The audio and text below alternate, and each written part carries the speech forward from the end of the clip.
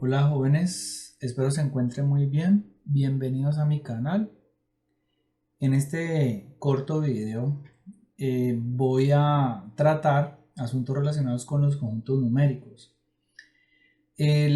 Los conjuntos numéricos que ustedes van a estudiar seguramente a lo largo de su proceso de formación tendrán que ver con los siguientes conjuntos. Entonces tenemos en primera instancia el conjunto de los números naturales.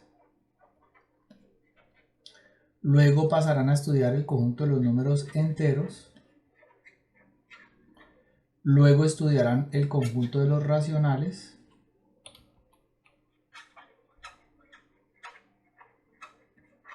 Aparecerá el conjunto de los números irracionales. Y por último, el conjunto de los números reales. Cada uno de ellos tiene una caracterización, o al menos sus elementos tienen una forma de representación distinta o especial, y eso es lo que hace, digamos, relevante el estudio de cada uno de los conjuntos que nombro en este momento.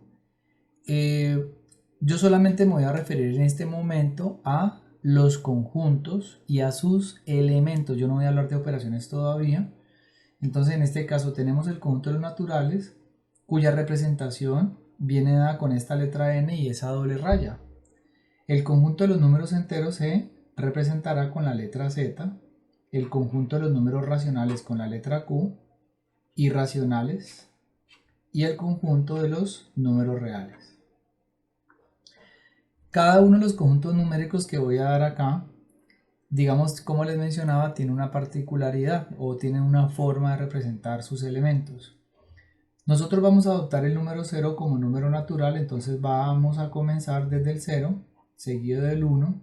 Al 1 le sumamos 1 para obtener el 2, al 2 le sumamos 1 para obtener el 3, y esta secuencia de números va a continuar de manera infinita a un número natural n, y su sucesor, así se le denomina, su sucesor será n más 1, y esto va a continuar de manera infinita.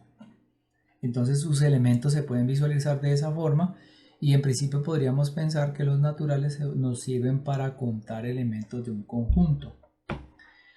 Pero como no todo se trata de contar, también hay que, digamos, buscar solucionar problemas en ámbitos, por ejemplo, contables, cuando se tienen pérdidas en las empresas, los balances, o digamos que posiciones de objetos bajo el cero en un sistema de referencia, en un sistema de coordenadas. Entonces los naturales se vuelven, digamos, un conjunto cuyos elementos no son suficientes para resolver esos problemas. Entonces, ¿qué es lo que debemos hacer? Tenemos que extender el conjunto de los naturales a los enteros. ¿Y cómo podemos hacer eso? Nuestro punto de partida será tomar el conjunto de los números naturales y vamos a tomar lo siguiente. Un ejemplo particular. Si por ejemplo nosotros tenemos que el 5 pertenece al conjunto de los naturales, entonces el menos 5 ya no pertenece al conjunto de los naturales. Le anteponemos el signo negativo. Este número que nosotros estamos obteniendo acá es lo que se conoce como el opuesto del número 5. Imagínense ustedes, por ejemplo, tomar cada uno de los números naturales, todos los infinitos números naturales, y considerar sus opuestos. Entonces, en general, cuando nosotros tomamos un x aquí, si nosotros consideramos un x perteneciente al conjunto de los naturales, entonces a menos x se le denomina o se llama opuesto de x. Es decir que el conjunto de los números enteros se podría considerar como ¿quién?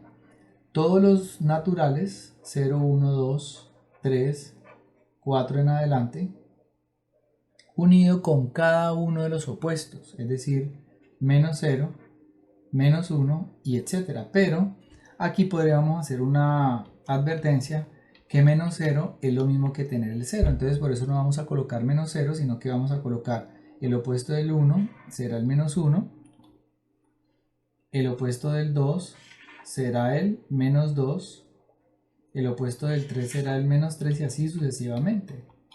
Entonces cada número natural tiene su opuesto y cuando tomamos los naturales y los unimos con los opuestos, obtenemos el conjunto de los números enteros. Este conjunto de los enteros amplía el espectro de problemas a resolver y se vuelve un poco más útil en el sentido de que son más los problemas que podemos empezar no solamente a resolver, sino las situaciones que se pueden representar. ¿Estamos? Entonces allí, digamos, tenemos un conjunto mucho más extenso. De otro lado, tenemos que, por ejemplo, todos estos números que están aquí en el conjunto de los naturales están o hacen parte del conjunto de los enteros.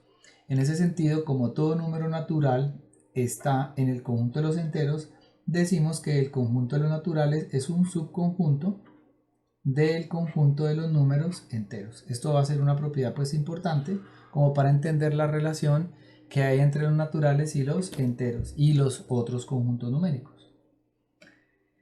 Bueno, como les mencionaba, pues todos los problemas no se pueden resolver no solamente con naturales, los enteros también podrían ser insuficientes para resolver algunos problemas. Por ejemplo, ustedes están despertando y resulta que aquí marca las 12, este es el de la hora, y ustedes quieren que marque a las 12:30. 12:30.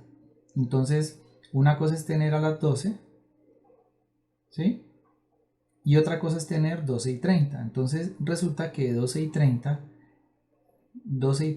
implica el uso, lo más seguro es de un número que no es parte de los enteros. Por ejemplo, solamente para medirle el tiempo. O por ejemplo, ustedes van a comprar una hamburguesa y la hamburguesa, por ejemplo, un cuarto de libra, ¿sí? O por ejemplo, ustedes van a comprar un cuarto de tomate o libra y media de carne. Es decir, ese tipo de números no son justamente lo que nos pueden, digamos, dar el conjunto de los enteros. Entonces, en este sentido, los racionales aparecen como un conjunto cuyos elementos permiten, digamos, modelar, resolver o representar situaciones o expresar situaciones en nuestro día a día. Dicho esto, entonces su representación es lo que ustedes conocen como los fraccionarios, pero son números que tienen la forma, voy a colocarlo así como para dar las iniciales, numerador sobre denominador. De pronto ustedes en la literatura se encuentran números de la forma P sobre Q, M sobre N, A sobre B, ¿sí? Yo lo voy a colocar en esta explicación de la forma N sobre D, entendiendo que el número de arriba se llama numerador y el de abajo se llama denominador, tal que tanto el numerador como el denominador tienen que ser parte del conjunto que acabé de definir, que son los enteros, ¿sí? Para que sea denominado un racional. Y la otra condición es que el denominador tiene que ser distinto de 0. Entonces estos números ya, digamos, son una extensión del conjunto de los enteros. Además de esto, permite resolver problemas mucho más, digamos, otro tipo de problemas. Entonces, por ejemplo, tenemos el número 3/5, que es un número racional. Fíjense que el número de arriba y el número de abajo son enteros. Por ejemplo, tengo el -2/7. El número de arriba es un entero, el de abajo es un entero. Podría también tener el -3 sobre -4. El número de arriba es un entero, el de abajo es un entero. Puedo tener, por ejemplo, el 8. Ay, profe, pero es que el 8 es un número natural o también es un entero. No importa. La representación del 8 en este momento es como un número entero, pero también podemos cambiar su representación a un número racional. Es decir, 8 es lo mismo que tener 8 sobre 1. En ese sentido, aquí aparece la otra propiedad o la otra inclusión, y es que el conjunto de los números enteros es un subconjunto del conjunto de los racionales. ¿Por qué?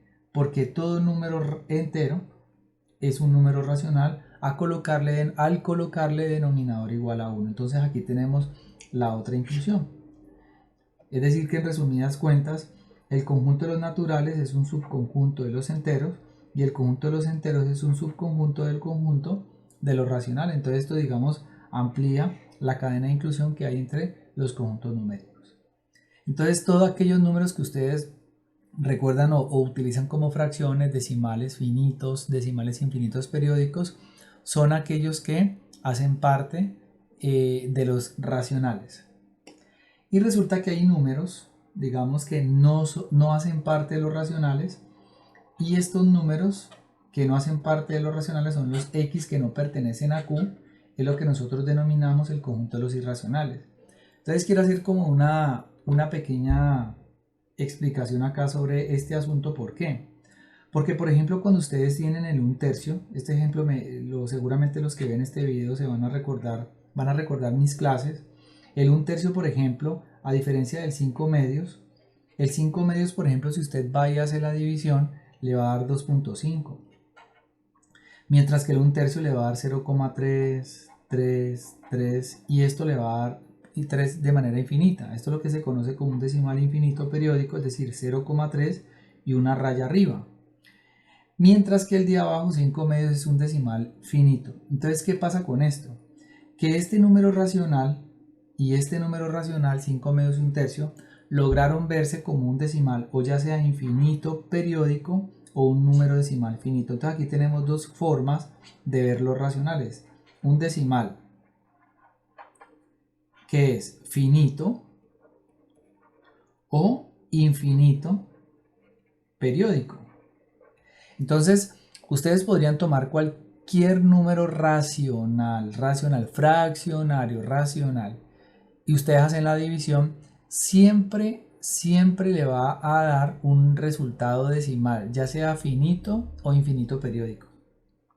Pero resulta que ustedes podrían tener, por ejemplo, el caso como número pi. Pi es 3.14, ya creo que ustedes saben que esa secuencia, o más bien la parte decimal de pi, como Euler, voy a colocarlos aquí a un lado, como pi, como Euler, como raíz cuadrada de 2, etcétera, infinitos números, no tienen su parte decimal ni finita ni infinita periódica, por eso se hacen llamar irracionales. Es decir, toda vez que ustedes tomen un número racional, siempre van a poder transformar ese racional en un decimal infinito periódico o en un decimal finito. Si ese número no cumple ninguna de las dos condiciones en su representación decimal, significa que ese número tiene que vivir en el mundo de los irracionales. Como les decía, como el caso de pi, Euler, raíz de 2, todas las raíces inexactas, entre otros números irracionales, que probablemente hagan parte ya de ciencia, ingeniería u otras ramas del conocimiento. Entonces hasta aquí tenemos, digamos, algunas muestras de representación. Lo que pasa es que la representación de los irracionales se da o más bien se entiende, es a través de su parte decimal, ¿sí? Decimales que son decimales infinitos no periódicos. Y ahora, digamos que para finalizar esta intervención, tenemos el conjunto de los números reales. Entonces, y otra cosa, ustedes observen que teníamos los racionales como aquellos que son finitos o decimales infinitos periódicos. Entonces, como los irracionales no tienen, digamos, esa caracterización de los racionales, entonces por eso ese conjunto numérico va a ser un tanto, digamos, distinto a los racionales. Entonces, como para no hacer sentir mal a los números, que tú eres racional, tú eres irracional, es que yo soy racional, bueno, no sé, piensen en una discusión entre racionales e irracionales, y como queremos unidad, entonces lo que vamos a hacer, independientemente de donde se encuentre usted, unamos el conjunto de los racionales con el conjunto de los números irracionales para que obtengamos el conjunto de los números reales. Entonces aquí, ¿quiénes van a estar? Aquí van a estar todos. Aquí van a estar todos los números, independientemente si su parte decimal es finita, si tiene denominador, si no tiene denominador, etcétera, etcétera. Entonces ahí van a estar todos, ¿sí? El conjunto de los números reales es el conjunto que resulta de unir los racionales con los irracionales. En resumidas cuentas, comenzamos hablando de los naturales, que es un subconjunto del conjunto de los números enteros. Dijimos que todo número entero se le puede colocar denominador 1, por lo tanto se convierten en un subconjunto del conjunto de los racionales. Pero aparecieron números que no tienen esa cualidad decimal, que son los irracionales. Entonces aquí aparece un conjunto llamado el conjunto de los irracionales, pero para evitar, digamos, distancia entre los números, porque hacemos uso de ellos en todo momento, entonces lo que vamos a hacer es unirlos en un solo conjunto y allí van a estar todos. y a este conjunto numérico lo denominamos el conjunto de los números reales. Ahí están todos. ¿Listo? Entonces, eso es como una descripción de cada uno de los conjuntos numéricos que seguramente ustedes se van a encontrar en cursos de la línea matemática. Alguien de pronto se preguntará ya para finalizar qué pasa con el conjunto de los números complejos. El conjunto de los números complejos es un conjunto que nace desde el cálculo de raíces de números que son negativos, entendiendo que la raíz cuadrada de menos 1 no existe por ser una raíz de número negativo, y a esto que se llama la unidad imaginaria. Entonces el conjunto de los números complejos, de los cuales no me voy a referir en este video, es el conjunto que tienen una representación también distinta, a más bi, donde tanto el a como el b pertenecen al conjunto de los números reales, ¿sí? Pero entonces en este caso, esto seguramente hará parte de otro video, otro curso, no es, digamos, interés de este video presentar el conjunto de los números complejos, más hago la presentación o más bien la aclaración que este conjunto también hace parte del estudio de la línea matemática, pero pues no hace parte de esta explicación. ¿Listo? Entonces, esto es todo por este video. Espero haya sido claro, digamos, cómo los conjuntos numéricos forman parte obviamente de nuestro diario vivir y que cada uno de ellos, sus elementos, porque no he hablado de operaciones, sus elementos tienen formas diversas de representación. ¿Listo? Entonces sígueme para más videos de matemática y quedo pendiente de cualquier comentario. ¿Listo? Nos vemos en una próxima ocasión. Chao, chao.